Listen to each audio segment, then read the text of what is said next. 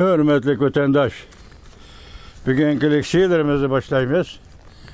Leksiyada Silgacı Rozu, Washington'da sözleyimiz. Bugün çizlağı 2024 yıl 11. ayının 8. günü haftige Cuma şundamı ya? Haftige Cuma vatandaş. Bugün sizlerge sözleydiği leksiyalarımız hazırkı cahanın vaziyeti bulup mu Amerika'da bir saylam, çoğun saylam bulup öttü. Buna da Prezident Trump efendi yana bir katım Prezident Bob saylandı. Prezident Bob saylandı. Şunun hazır 2 gün öttü. Bu 2 gün işi de hazır. Alem şumul özgürlük lisanızın buludu. Bıraksa hazırgıca yeni Prezident Bob saylanğan esildeki sabık Prezident Donald Trump hazırgıca 2 gün içinde tuyuksuz yakı ondak yakın bundak şekilde nayte keskin bir siyaset doğrusu yüzü eğiz açmadı. Yüzü eğiz açmadı hazır etrafta hazır tünüvatkan, düşünüvatkan bu saylamla nimekelliğini bilip yetken kişilerinin her xil kıyasları tarbiyatlarını bir aldı hazır. Bırak bunun işi de saylandım buraya rekabet devreye girip saylam elip bir vatkan bir vakta Amerika Qo'shma Shtatlarning muavin prezidenti bo'lib saylangan Vance efendi shunday dediki, bizga Tayvan bo'g'izi Ukrainadan muhim dedi. Tayvan bo'g'izi Ukrainadan muhim dedi. Hozir Tayvan to'g'risida xilma-xil gaplar. Masalan, Tayvan o'zi tarafdan, chet eldagi ziyolilar tarafidan, hatto Jungo tarafdan deydi ki biz Tayvan'ı yakında birlikte keltirimiz degan bir gap chiqibdi vatandaş. Onun anlık matbuattır, anlık degan emas, hükümetning qo'llashi, hükümetning zuvoni hisoblangan matbuatlarining fikriga qaraganda Tayvan yakında qaytib keladi degan gapni qilibdi vatandaş. Tayvanning o'zining ichki qismida masalan burunqi sobiq prezident Qin Shibiyanning muavini Li Shulian xonim aytibdiki, biz bir sezgür vaqtda turvatımız depti.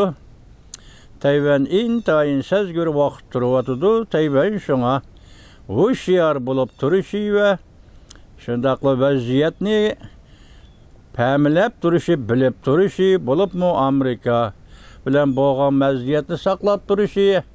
Ondan Prezident Trump, yangi saylangan prezident bilen bo'lgan munosabatga köp itibar berişi degan mazmunda shunday so'zlabdi vatandaş.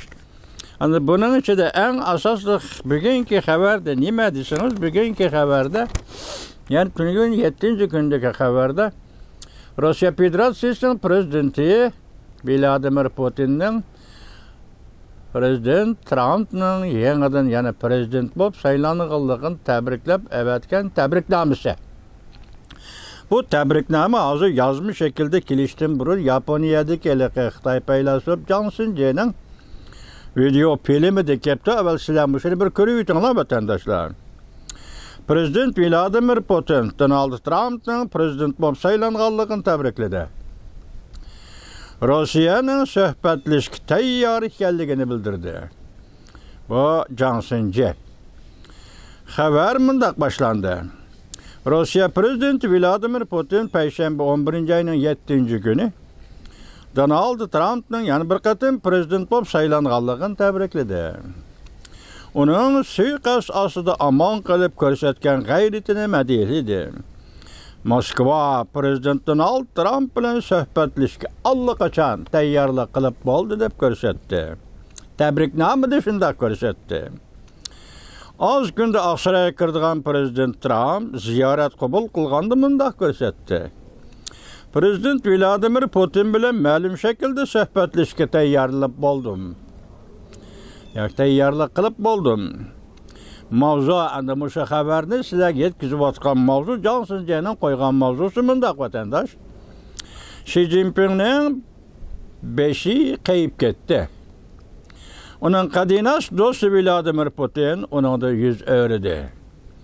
Prezident Trump'a Zaytun shahrini uzartdi yoki planlatdi. Video film 11. ayının 8. günü Zhang Xinji yutdi. Yani bugünkü vaziyetimizde biz 3 noktada dikkat kılavatımız. Mesela aldığınızda oturuş ayrık duruptu. Aldığınızda Ukrayna Rusya meselesi duruptu. Aldığınızda Tayvan boğuzu meselesi duruptu. Hazır halkara siyaseti, taşkı siyasette yeni saylangan Prezident Trump'nın bu doğrudaki fikri, yoki belgileydigan siyaseti nima? Hazır dünya diqqat qilayotgan ishmuş ekan. Torbetlerinin hazır kızgınlığı %100%'e çıkıp oldu vatandaşlar. Sizler bir anlap bakınlar bunu.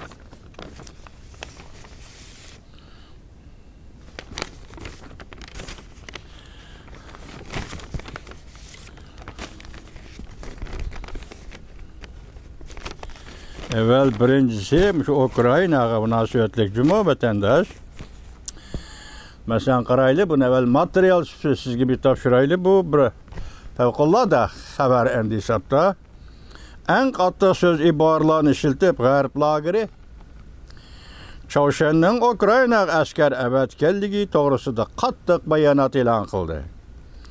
Xabar mundaq başlandı. Amerika Qo'shma Shtatlar Davlat Mahkemesi bu xabar Vanbet orbitida e'lon qilindi. Xabar mundaq başlandı. Amerika Qo'shma Shtatlar Davlat Mahkemesi 11 ayının 6 günü torbiti orqali G'arb lageridagi bir qancha davlatning Çavuşen'ning Rossiyaga askar evetkenligi to'g'risida birlashma bayonotini e'lon qildi.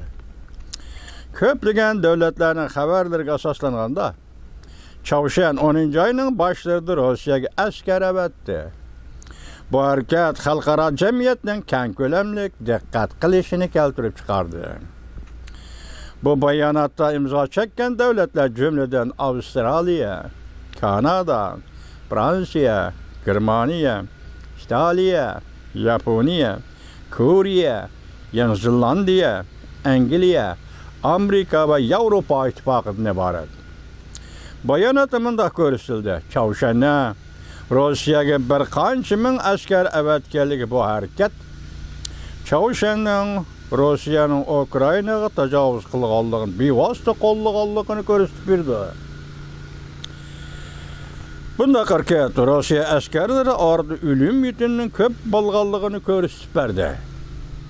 Ümidsizlik ichida jon talashayotganligini Rossiya tarafdan ko'rsatib berdi. Bayonot ishlatilgan so'zlar juma vatandosh.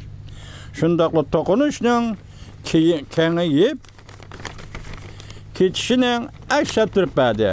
Bu harakat Yevropaga va Hind Tinch okean tinchligi va bexatarligiga eg'ar oqibatlarni keltirib chiqardi.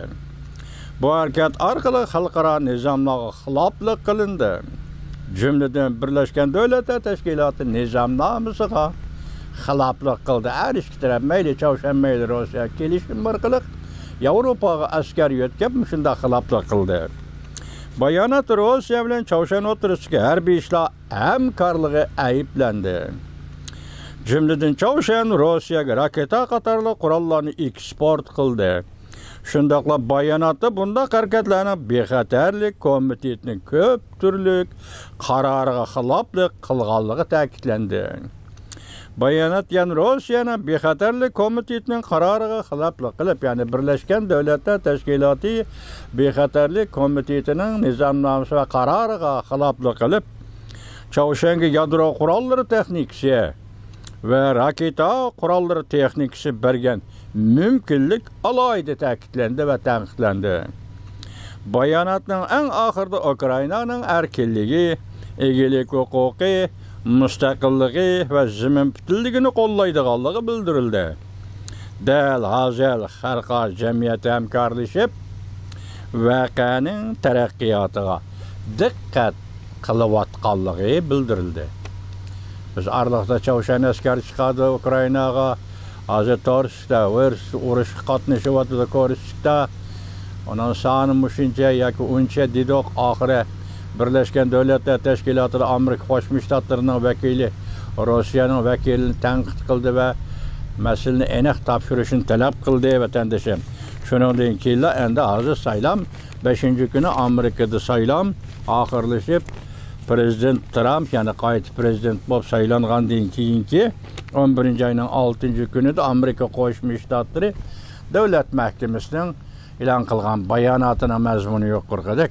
Endi sizlar tuvanda vaziyatning orlashma holati yoki mavzulardagi aralashma. Biroq hozirgi dunyoga vaziyatga bog'liq xabarlardan xabar topinglar vatandoshlar.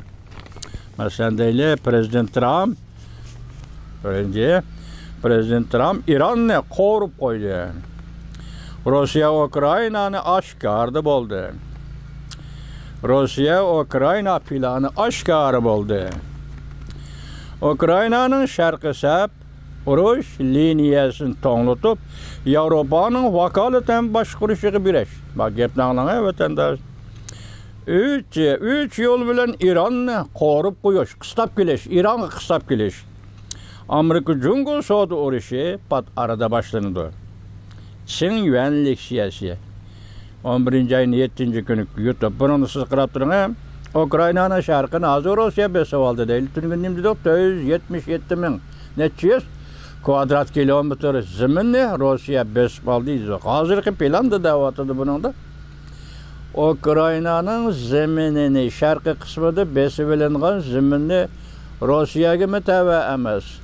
Ukrainaga mutava emas. Yevropa ittifaqı kelib boshqarishi kerak. O plan katta plan. Rossiyaga taalluq emas, besib olsangmi san taalluq emas. Sen besib olding, shuning uchun urush davrida Ukrainaga taalluq emas, ehtimol vaqtincha deyli. Bu rayonni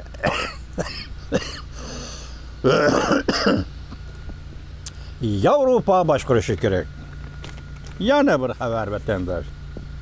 Ekranda Jungo Kompartiyasi bu davlat uzil kesel alaqsizada bo'lishga boshladi. Jungoga qarshi qattiq qo'llov uyushti tashkillandi. Amerikada hukumat kabinetiga Jungoga qarshi qattiq qo'llov to'plandi va tashkillandi. Jungo tugashdi. Tugadi. Jungo tugashdi, undash. Jungo tugadi, undash. Yetib kelgan xabar to'rbetdi vatandosh. Mike Pompeo Davlat Mudofaa Ministrligining ministri bo'lib tayinlandi. Navbatda senator Marco Rubio Amerika Qo'shma Shtatlari davlat ishlar kotibi qilib tayinlandi. Mushulanda tasdiqlansalar, Prezident Trump tarafidan tasdiqlansin hukumat xodimlari. Amerika Qo'shma Shtatlari degan qurilgan hukumatning xodimlari. Bunun için Marco Rubio sizlarga belgilik vatandoshlar. Uyg'urlar chiqib to'g'risida ma'qullagan qonunlarga o'ttirib qo'ygan qonunlarga Uyg'urning kishilik huquq, Uyg'urning jenosidga qirg'inchilik. Mushular masalan Uyg'urga munosabatlik Jungoning jinoyatlari, insoniyatsizlik, insoniyatga qarshi jinoyatlari hammasi hech bo'lmaganda 80% atrofida Marco Rubioning xotirasi va oldidagi Dilolador vatandaş. Bugün yani Marco Rubio'nun yeni saylangan Prezident Trump hükümetinin devlet işler kasıplığı tayinlediği degan xabar keldi. Yani bu kelar yili 1 ayının 20 günü resmi murasim ötküzüp vazife topshirib oladigan chaqda andan to'liq gavdlansa kerak vatandaş. Tugudi, Jungo tugashdi, tugudi. Mike Pompeo Davlat Mudofaa Ministri bo'ldi. Shundaqla Davlat ishlar kotibi Katton Markaziy istixborot idorasining boshlig'i bo'lib tayinlandi. Gongzishin 11 ayning 7 kuni YouTube. Yana bir xabar. Prezident Donald Trump Rossiya Ukraina urushini oxirlashtirdi. Plan oshkorlandi. Ukraina, Rossiya prezidentlari Amerika bilan hamkorlashishni umid qilishdi. Donald Trump Prezident Zelenskiy bilan Prezident Vladimir Putin bilan suhbat ustiga so'rab keldi. Zelenskiy bilan Prezident Vladimir Putinni Prezident Trump endi suhbat ustiga so'rab olib keldi. NATO bilan Amerika qo'l tutishib, Jungo, Choshan, Rossiya, Ironga harakat qo'llanadi. Prezident Vladimir Putin. Prezident Vladimir Putin nima deydi? Jungo, Choshan, Rossiya, Ironga harakat qo'llanadi. Umid sadosi 11 ayning 7 kuni YouTube Prezident Vladimir Putin ortiq yezdib qolgan ketgan juma kechiralar. Yana bir xabar. Prezident Donald Trump olamni titratdi. Ukrayna NATO'ga a'zo bo'lib kirmaydigan bo'ldi. Yevropa Ukrayna buyruq bilan mehmon avatdi. Prezident Vladimir Putin bu mehmonlarni kutib oladi. Ukraynadan bardigan mehmon, Yevropa ittifoqidan bardigan mehmon Moskvaga. Hozir Prezident Vladimir Putin bu mehmonlarni kutib oladi dedi. Ukrayna 20 yilgacha NATO'ga a'zo bo'lib kirmaydi. Hozircha o'tirib chiqayotgan gaplar juma vatandosh. Bu xabarni tarqatgan o'rin Xavay axboroti 11-oyning 7-kuni YouTube. Yana bir xabar. Tayvan mustaqilligi uzil-kesil mag'lub bo'ldi. 11-oyning 8-kuni birlik keltirish signali kuchlik. Jungo ozodlik armiyasi bu qatam astoydil. Laychingda yana Tayvanning prezidenti tirab turolmaydi. Tayvan mustaqilligi gumron bo'ldi. Xabarlarni ulab anglatish 11-oyning 8-kuni bu kanal nimdidoq Jungo'ning nopozliq matbuot mediasi, ya'ni Jungo markaziy televiziya stansiyasining ulab anglatish programmasida mushundaq deyilibdi, Tayvan mustaqilligi gumron bo'ldi. Laychingda Tayvan prezidenti endi tirab turolmaydi. Jungo'liklar bu nereden kelgan ümit, nereden kelgan ishonch, uni bilgili bo'lmaydi vatandosh mushundaq debdi xabarda. Ishonch nereden keldi, ümit nereden keldi bilgili bo'lmaydi. Bunun arqa tarafı zada qandaq mümkünlük. Jungo uchun aytganda o qaysi mümkünlük umi aniq emas. Biroq paytdan bu tashviqotchilik bilan jamoat fikrini chalg'itish yoki jamoat fikrini qalaymaqon qilishni ishlatdim bilgili bo'lmaydi. Biroq bu yerda bular Tayvan mustaqilligi gumron bo'ldi. Tayvanning qandoq bo'lishidan qat'iy nazar hozircha deyli. Agar Tayvan Jungoga ketadigan bo'lsa, butun Janubiy dengiz ketadi vatandosh. Buning dunyo ma'qul demaydi, juma, ma'qul demaydi. Anda oxir nim deydi qarab turamiz. Endi mana bir xabar. Hamas urush to'xtatishni prezident Trampdan talab qildi. Bu bir nuqta.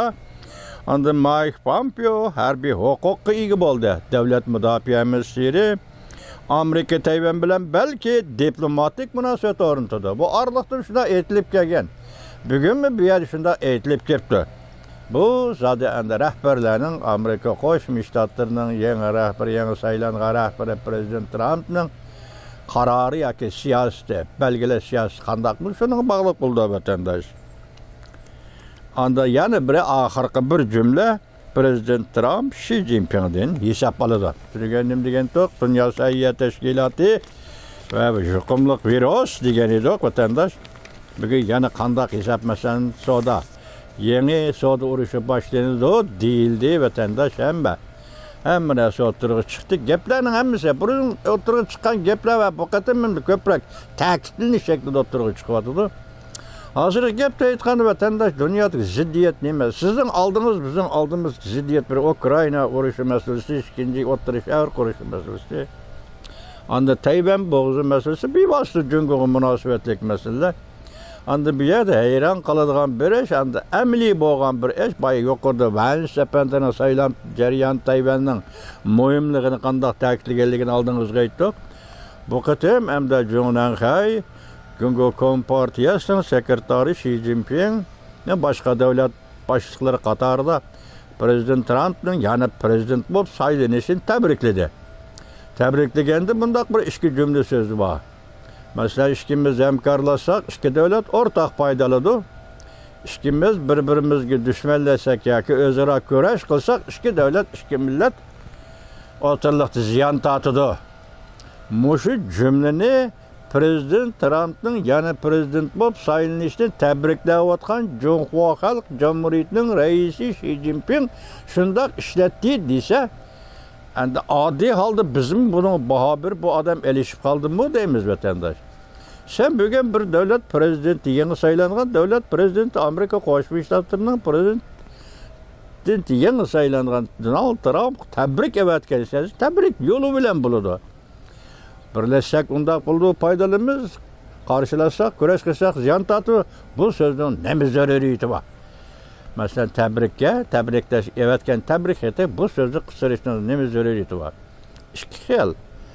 Biri tahdid xarakterlik, yoki o'zini daryoga tashlab o'livilish xarakterlik ümidsizlik ichida Donald Trumpning qayta prezident bo'lib saylanganligini tabriklayotdi. Yoki yana bir tarafdan yo'l ko'rsatib hatta prezident Trump siz bu yo'lda menishingiz kerak. Yoki Jungo bilan qarshilashadigan ishni qilmang. Yoki Jungoni yana qayta avar qiladigan ishni qilmang. Buni o'zi ogohlantirish xarakterlik. Bundaqda Jungo Kompartiya rahbarlik sekretari Xi Jinpingning zodi mushu kunda mushu paytda qaysi o'rinda turayotganligini hozir qarabli bir tahlil qilib bir degili bo'lmaydi vatandoshim, lekin oddiy holda biz shuni aytaylikki, sen bir prezidentning Amerika Qo'shma Shtatlari prezidenti Donald Trumpning yana prezident bo'lib saylanganligini tabriklagan ekansan, bu tabriklashlar jumla ma'nolari boshqacha bo'ladi. Yoki odatlashgan, qiliplashgan usulda bo'ladi. Sen bugun tuyuqsizdi. Bu so'zni uning qo'shib qo'yganing bir o'yjati jiddilik bormi qandaq deyishga to'g'ri kelsa, yana biri Amerikaga yoki yangi saylangan prezident Trumpga ogohlantirish beryapti Jungo rahbari Xi Jinping demoqchi bo'lsangiz vatandoshim. Bugungi vaziyat yuqorqi mavzulardagi vaziyatning o'ziga qarang.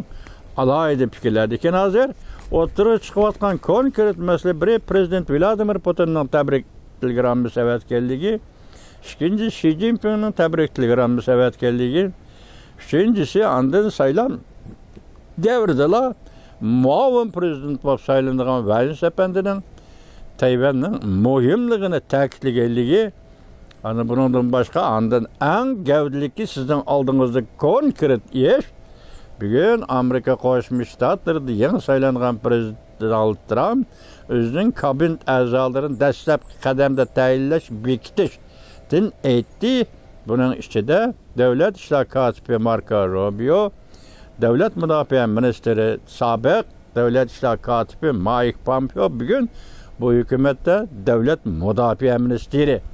Tunugun nima degani yo'q, favqulodda vazifaga tayinlaydi degan edi.